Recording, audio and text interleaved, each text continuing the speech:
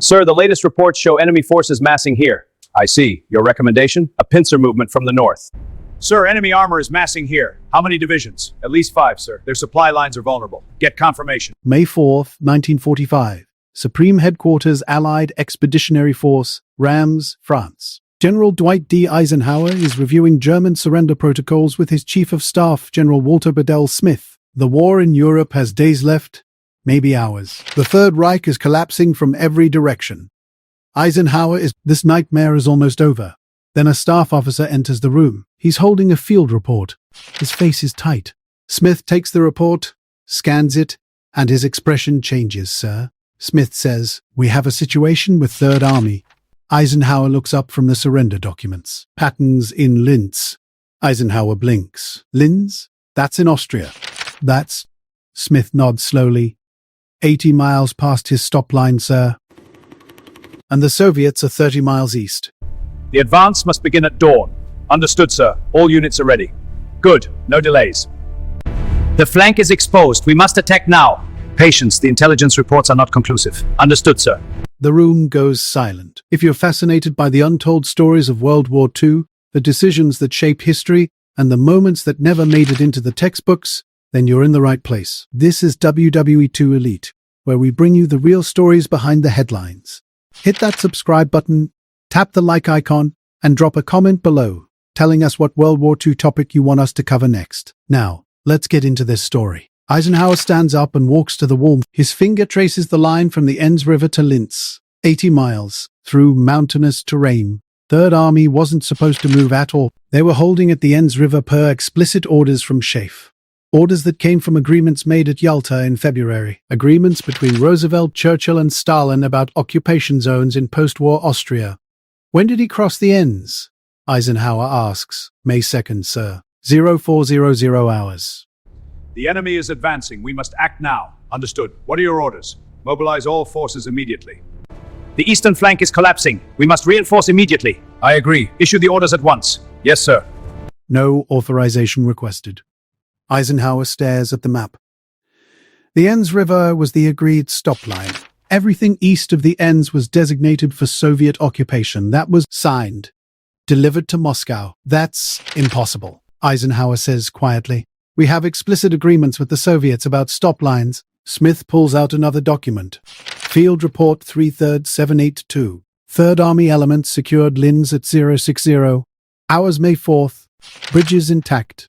11th Armored Division establishing defensive positions east of the city. Eisenhower does the math in his head. 80 miles in 2 days? That's not a reconnaissance patrol. That's not a tactical adjustment. That's a full army advance into... The Soviets are expecting to occupy that sector, Eisenhower says slowly. That was settled in February at Yalta. Smith nods. Yes, sir. And according to intelligence, the Red Army's 6th Guards Tank Army is 20 miles from Linz. Eisenhower closes his eyes. Gentlemen, the situation is critical. We must act now. Understood, sir. We are ready. Deploy the reserves. American forces and Soviet forces are about to meet in Linz, Austria, and nobody coordinated this. Nobody authorized this. Patton just decided to take the city. Apparently, sir, Smith says carefully. General Patton interprets stop lines as suggestions. Eisenhower turns from the map. Get him on the phone. Now. Smith hesitates. We've been trying, sir. Third Army headquarters says he's at a forward command post. They're having difficulty establishing contact. Difficulty? Eisenhower repeats. Yes, sir. Eisenhower sits back down at his desk. He's the Supreme Commander of Allied forces in Europe. He answers to Washington, London, and indirectly to Moscow through the combined chiefs.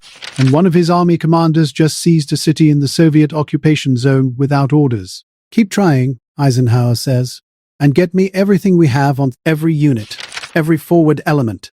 I want to know exactly where Patton is and what he's doing. Smith salutes and leaves. Eisenhower looks back at the surrender documents on his desk. Germany is about to surrender unconditionally. The war is about to end, and Patton just started and Patton isn't answering his phone.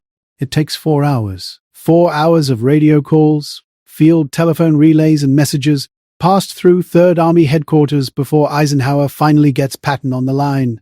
It's 1400 hours. May 4th. Patton is at his forward command post, in Linz itself. George, Eisenhower says, and his voice is cold. What the hell are you doing in Linz? You were ordered to hold at the Enns River. There's a pause. Then Patton's voice comes through, crackling over the Ike. The bridges were intact. The Germans were retreating east. Someone had to secure the area. The Soviets were supposed to secure that area. We have signed agreements. Stalin is already sending messages through Marshall about American units in the Soviet occupation zone. Well, like, Patton says, and there's that familiar tone in his voice, unapologetic. I figured possession is 9/10 of the law. We're here. We took it without firing a shot. The local population is actually relieved to see us instead of the Red Army. Eisenhower rubs his forehead. This isn't about tactics, George. This is diplomacy. We're trying to build a post-war alliance with the Soviets. You've just driven a tank column straight through that alliance. With respect, sir, if we're building an alliance, we should negotiate from a position of strength. Right now, we're in Linz. They're not. That's strength. George, Eisenhower says, and his voice drops. I need you to understand something. President Roosevelt is dead 3 weeks. Truman is trying to establish credibility. The entire post-war order is being negotiated right now, and you've just made my job as Supreme Commander infinitely harder. I need you to hold your current position and prepare to withdraw if ordered. There's silence on the line. Then Patton speaks again. Withdraw? His voice is sharp. Ike, these are American positions now. My men took this grab. They bled to get here. Your men weren't authorized to be there in the first place. Another long silence. Eisenhower can hear voices in the officers talking. Radio chatter. Understood, sir? Patton finally says. Third Army will hold current position. George, I'm serious about this. Do not. The line clicks. Patton has hung up. Eisenhower slowly puts down the receiver. Bedell Smith is standing in the doorway. How did it go, sir? He hung up on me, Eisenhower says. Get me a direct line to General Marshall in Washington and find out everything you can about Soviet positions in that sector. If their forward elements run into Patton's armor, this could get very bad, very fast. Smith nods and leaves. Eisenhower sits alone in his office, staring at the map on the wall. Linz, 80 miles past the stop line, and Patton isn't backing down. The next morning, May 5th, the situation escalates. Soviet Marshal Fyodor Tolbukhin sends an urgent communication to Reshaped headquarters. Red Army units approaching Linz from Czechoslovakia have encountered American armored forces. Tolbukhin demands immediate clarification of American positions and intentions. The Soviets expected to occupy Linz per the Yalta agreements. Their maps show Linz squarely in the Soviet occupation zone. And now local Austrian officials are telling them that the Americans arrived first. The message is polite, diplomatic, but the undertone is clear. What are American forces doing in Soviet territory? Eisenhower drafts a response. It's careful, measured. He explains that Third Army pursued retreating German forces across the Enns River and secured Linz to prevent chaos during the final collapse of German resistance. He assures Tolbukhin that American forces will coordinate with Soviet command regarding final occupation zone boundaries. He doesn't mention that Patton never requested authorization for the advance. He doesn't mention that Patton is now fortifying positions around Linz. And he definitely doesn't mention that Patton has no intention of withdrawing. That afternoon, the situation gets worse. General George C. Marshall cables from Washington. President Truman is receiving formal protests from Soviet Ambassador Andrei Gromyko. Stalin himself has sent a message to Truman questioning American adherence to the Yalta agreements. Truman wants an immediate explanation. This is Truman's first major test in Allied coordination. Roosevelt negotiated Yalta. Roosevelt built the alliance. Truman has been president for 3 weeks. And now Stalin is asking if the United States keeps its agreements. Marshall's cable is direct. Resolve the Linz situation immediately. The president cannot afford a public confrontation with the Soviets days before Germany's surrender. Eisenhower reads the cable twice. Then he calls his staff together. What's Patton's current status? He asks. An intelligence officer steps forward with a map. Sir, Third Army has elements of the 11th Armored Division in and around Linz. They've also moved the 65th Infantry Division forward. Estimates put American strength in the Linz sector at approximately 23,000 troops. And the Soviets? The Red Army's 6th Guards Tank Army is 18 miles east of Linz. Marshal Konev is moving elements of the 4th Ukrainian Front south. We estimate 80,000 Soviet troops within 24 hours of Linz, sir. Eisenhower looks at the map. 23,000 Americans. 80,000 Soviets in peacetime Austria, with no clear orders about who withdraws. What's Patton do? The intelligence officer hesitates. Sir, according to reports from 3rd Army headquarters, General Patton has ordered defensive fortifications constructed around key positions in Linz. He's also moved additional units to secure roads leading to Salzburg. Defensive fortifications. Eisenhower repeats. Yes, sir. Eisenhower turns to Bedell Smith. He's digging in. Smith nods. It appears so, sir. Get me Churchill's staff. I need to know what London's position is on this, and find out if Truman has responded to Stalin yet. The staff disperses. Eisenhower stays at the map, staring at Linz. Patton isn't preparing to withdraw. He's preparing to stay. But Patton had already made his next move, and this one would bring Stalin himself into direct confrontation with American forces. May 6th. Patton's headquarters in Linz receives visitors, Austrian officials from the city administration. They're asking for American civil affairs support. Schools need to reopen, infrastructure needs repair, the local population needs food distribution organized. They're asking the Americans. And Patton says yes. By midday, 3rd Army has established military government offices in Linz. American civil affairs officers are coordinating with Austrian officials. The population of Linz, 180,000 people, is now under American administration. Eisenhower finds out through an intelligence summary that evening. He reads it twice, then sets it down on his desk. He established a military government, Eisenhower says to Smith. He's not occupying Linz. He's administering it. Yes, sir, Smith says. And there's more. Patton has moved units to secure Mauthausen. Eisenhower looks up Mauthausen, the concentration camp the 3rd Army liberated on May 5th.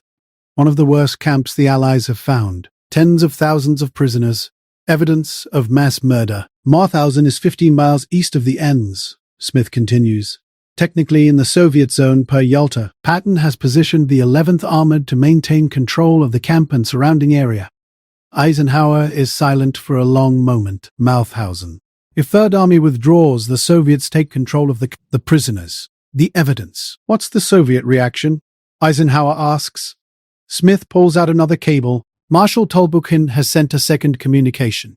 Soviet forces are requesting immediate American withdrawal to the Enns River line. They're calling the current situation an illegal occupation of Soviet territory. Illegal occupation, Eisenhower says quietly. Yes, sir. Eisenhower stands and walks to the window. Outside, Reims is quiet.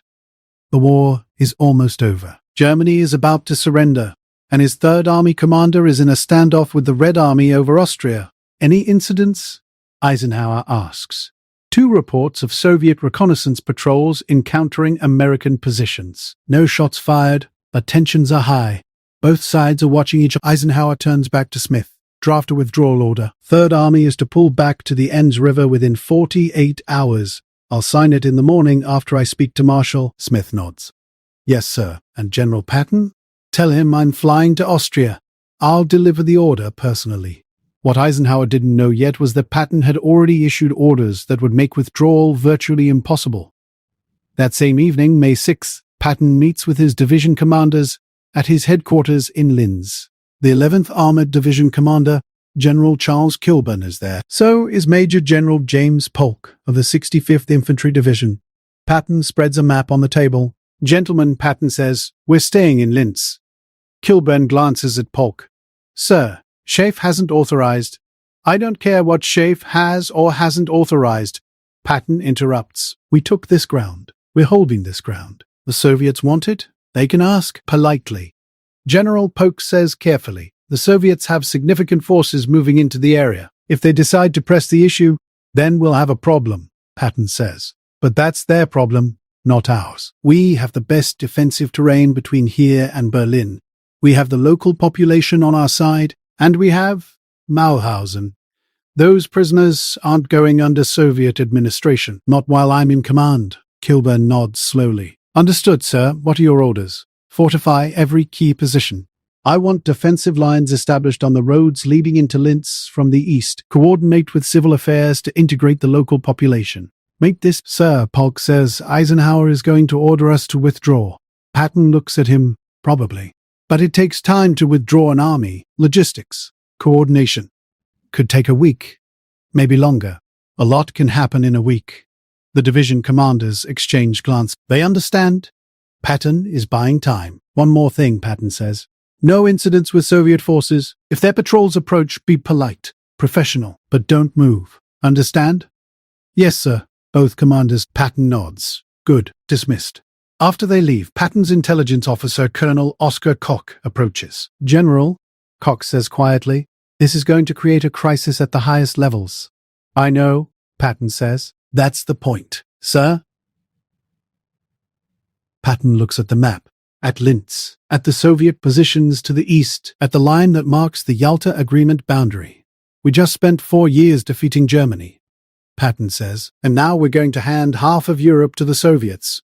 Poland, Czechoslovakia, Romania, Hungary. All of it. And nobody in Washington or London seems to understand what that means. General Eisenhower understands the political situation. Eisenhower is a politician, Patton says. He has to be. I don't. My job is to win. And right now, winning means holding Linz. Koch is silent. They'll order me to withdraw, Patton continues. But until they do, we're here. And maybe, just maybe, someone in Washington will wake up and realize we're giving away everything we fought for. He walks to the window and looks out at Linz, at the Austrian city that isn't supposed to be under American control. Get some sleep, Oscar, Patton says. Tomorrow's going to be interesting. And then the Soviets made a move that changed everything. May 7th, 1945. Germany surrenders unconditionally. The war in Europe is officially over. General Alfred Jodl signs the instrument of surrender at 0241 hours in Rams. Eisenhower witnesses it. So does Marshal Georgy Zhukov for the Soviet Union. The Third Reich is finished. And now the Linz situation isn't a tactical problem during active combat. It's a pure political crisis. American and Soviet armies are facing each other in peacetime Austria, with no clear authority about who withdraws. The reports start coming in within hours of the surrender. Report from 11th Armored Division. Local Austrian officials requesting American Civil Affairs Administration schools reopening under U.S. supervision. Population expressing relief at American presence. Soviet communique chef. American forces illegally occupying Soviet zone, demanding immediate withdrawal to Enns River line per Yalta agreements. Report from Patton's headquarters. Third Army has established military government in Linz. Population 180,000 now under American administration. Civil order maintained. Intelligence summary. Soviet Marshal Konev moving 4th Ukrainian front units toward Linz. Estimated 80,000 Soviet troops within 24 hours of the city. Soviet reconnaissance patrols increasing frequency of contact with American positions. Eisenhower reads each report in his office. The war is over. Germany has surrendered, and he has an army commander occupying Soviet-designated territory without authorization. A cable arrives from Washington, from President Truman himself. The Soviet Union has fulfilled its obligations per Yalta agreements. We expect the United States to do the same. Resolve the Austria situation immediately. Stalin is questioning our commitment to Allied unity. Another cable. This one from Churchill. It's marked private and personal. Patton may be insubordinate, but he has secured a vital position. The Austrian people clearly prefer American administration to Soviet. I recommend we hold and negotiate from strength. However, I cannot say this publicly. The decision is yours and Truman. Eisenhower sets down both cables. Churchill supports Patton privately, but can't say so. Truman needs the crisis resolved before Stalin thinks America can't control its own generals. General Marshall cables need this solved before it becomes a public confrontation. Press is getting reports. Stalin is making this a test of Truman's credibility. Eisenhower calls his staff together. What's Patton's current status? He asks for the third time in 3 days. Sir, Third Army maintains positions in and around Linz. General Patton is at his forward headquarters in the city. Soviet forces are 12 miles east and holding position. Any incidents? 3 encounters between Soviet and American patrols. No shots fired, but both sides are dug in and watching each other. Eisenhower, we're 12 hours from an armed standoff with our own allies. Someone find me a solution that doesn't involve withdrawing or opening fire. Nobody has an answer. That evening, Eisenhower makes it. He's flying to Austria. He's going to Patton's headquarters, and he's going to resolve this face-to-face. He boards a C-47 transport at 0600 hours, May 9th. The flight takes 2 hours. Bedell Smith accompanies him. So does General Omar Bradley. Patton's immediate superior as commander of 12th Army Group. Bradley has been quiet through this entire crisis. Patton is his subordinate, but Bradley knows Patton, and Bradley knows this confrontation is inevitable. They land at a forward airstrip outside Linz. Patton is waiting. He's in full uniform. 2 pearl-handled revolvers on his belt. He salutes as Eisenhower steps off the plane. "Welcome to Linz, sir," Patton says. Eisenhower returns the salute. "We need to talk, George. Now." They walk to a command tent. Maps on the table. Reports stacked in corners. This is Patton's forward headquarters, the place he's been running his unauthorized occupation from. Eisenhower doesn't. Neither does Patton. "George," Eisenhower says, and his voice is hard. "I'm ordering you to withdraw to the Enns River." This comes from President Truman himself. Patton's jaw tightens. "Ike, we both know what happens if we pull out. The Soviets move in. The same Austrians who greeted us as liberators get Soviet occupation. The survivors at Mauthausen get Soviet administrators. Is that what we won this war for? We won this war as allies, George. That includes the Soviets. We won this war," Patton says, his voice rising. "And now we're handing half of Europe to Stalin on a silver platter. You know what he's doing in Poland, in Romania. You've read the intelligence reports. We're giving him Austria too? We just ended one war. You want to start another? I want to win the peace, not just the war." There's silence in the tent. Bradley is watching both men. Padel Smith stands by the entrance. Eisenhower walks to the map on the table. He stares at it at Linz, at the Enns River, at the line that marks the agreed boundary between American and Soviet zones. "You're right," Eisenhower says quietly, "about all of it." Patton looks at him. "Stalin is taking everything we let him take," Eisenhower continues. "The Austrian people would rather have us than the Red Army, and strategically, Linz matters." "You're right." "So we stay," Patton says. "No," Eisenhower says, turning to face him. "We withdraw to the Enns in 1 week. And during that week, we negotiate with the Soviets for a different occupation line." "Negotiate," Patton says. "With what leverage?" "With the leverage that we're currently occupying Linz," Eisenhower says. "That's your leverage, George. You created it. Now I'm going to use it." Patton is silent.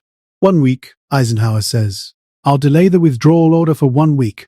That gives our diplomats time to negotiate with Moscow. If we can adjust the occupation line, we adjust it. If we can't, but we do it on our terms, not Stalin's. And if the Soviets refuse to negotiate, then we withdraw," Eisenhower says. "Because the alternative is an armed confrontation with the Red Army in peacetime Austria.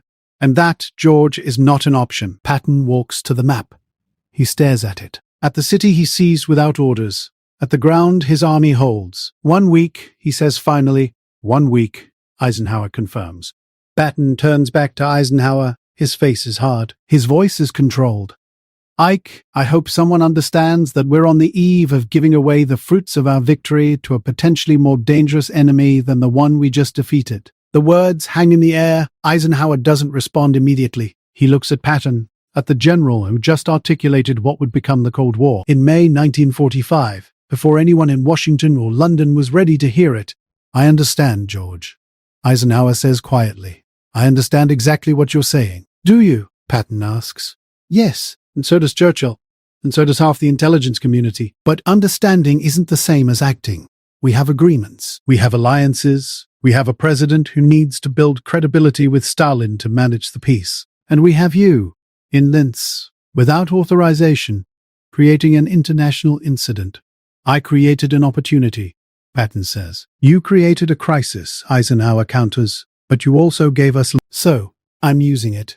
1 week. Withdrawal to the Enns on May 15th. That's final." Patton salutes. "Understood, sir." Eisenhower returns the salute. Then he does something unexpected. He extends his hand. Patton takes it. "You were right about the Soviets, George," Eisenhower says. "Just so you know, you were right." They shake hands. Then Eisenhower turns and walks out of the tent. Bradley follows. Padel Smith lingers for a moment. "General Patton," Smith says quietly, "for what it's worth, a lot of people at Chef agree with you." Patton nods, but they can't say it. "No, sir, they can't." Smith leaves. Patton stands alone in the tent, looking at the map, at Linz, at the line he crossed without orders. This wasn't just insubordination. This wasn't tactical brilliance. This was Patton articulating the Cold War before it had a name. He saw the Soviet threat when official Allied policy was still cooperation. His unauthorized advance into Austria wasn't reckless. It was strategic foresight. Eisenhower couldn't publicly agree, but privately he delayed the withdrawal. 6 days of negotiations between American and Soviet diplomats, 6 days of discussion about occupation zone boundaries. The final agreement adjusted the line. Not by much. But Mauthausen and parts of Upper Austria remained under American administration during the critical transition period. The Austrian population in those areas avoided immediate Soviet occupation, and the precedent was set for future negotiations about boundaries in occupied Europe. Patton gave Eisenhower leverage. Eisenhower used it. The system worked, but just barely. Third Army withdrew from Linz on May 15, 1945. Not to the original Enns River line, but to the modified boundary negotiated during that week. The Soviets occupied Linz as planned, but the confrontation forced formal clarification of occupation zone boundaries that prevented future incidents. The statistics tell the story. Patton's unauthorized advance covered 80 miles in 48 hours. U.S. forces in Linz at peak strength numbered 23,000 troops. Soviet forces that would have occupied Linz without opposition numbered over 80,000. The duration of the standoff was 11 days. Casualties from the confrontation, 0. Though there were several very close calls. But the deeper story is what Patton saw. His diary entries from May 1945 read like predictions of the next 45 years. Soviet expansion, the Iron Curtain, the division of Europe. He wrote about it while official Allied policy was still built on cooperation with Stalin. Eisenhower, bound by political realities and the necessity of Allied unity, couldn't act on that foresight. But he didn't stop Patton immediately either. He delayed. He negotiated. He used the leverage Patton created. Years later, in his presidential memoirs, Eisenhower wrote about Patton and Austria. He wrote, "Patton's instincts about the Soviet Union were correct, even if his timing was impossible. He wanted to hold the line in Austria. Within 2 years, we were drawing lines all across Europe, trying to contain exactly what he predicted. 2 years after Linz, the Truman Doctrine would formalize American policy of Soviet containment. The Marshall Plan would rebuild Western Europe as a buffer against Soviet expansion. NATO would create a military alliance to counter the Red Army. Everything Patton warned about in May 1945 became official American policy by 1947. But in May 1945, he was alone. A general without orders, occupying a city he wasn't authorized to take, facing down an ally that would become an enemy. In December 1945, 7 months after the Linz incident, Patton was involved in a car accident in Germany. He died from his injuries on December 21st. To his death, he believed the wrong enemy had won the peace. The Cold War that followed proved him more right than wrong. And Austria, the country he seized without orders, became one of the few neutral zones where East and West could meet on equal terms, partly because of the precedent set in those chaotic 11 days in May 1945. The confrontation at Linz forced both sides to negotiate, to clarify boundaries, to establish protocols for occupation. The last entry in Patton's diary, written December 9, 1945, 12 days before his death, reads simply, "We defeated the wrong enemy." History would spend the next half-century debating whether he was right. This has been the story of what Eisenhower said when Patton secretly crossed into Austria without orders. A story of insubordination and foresight, of tactical brilliance and strategic vision, of a general who saw the future and tried to change it. If you found this story compelling, do us a favor, hit that subscribe button and join the WW2 Elite community. Tap the like icon to support the channel. And drop a comment below. What other untold World War II stories do you want us to cover? Your suggestions drive our content. Thanks for watching. We'll see you in the next one.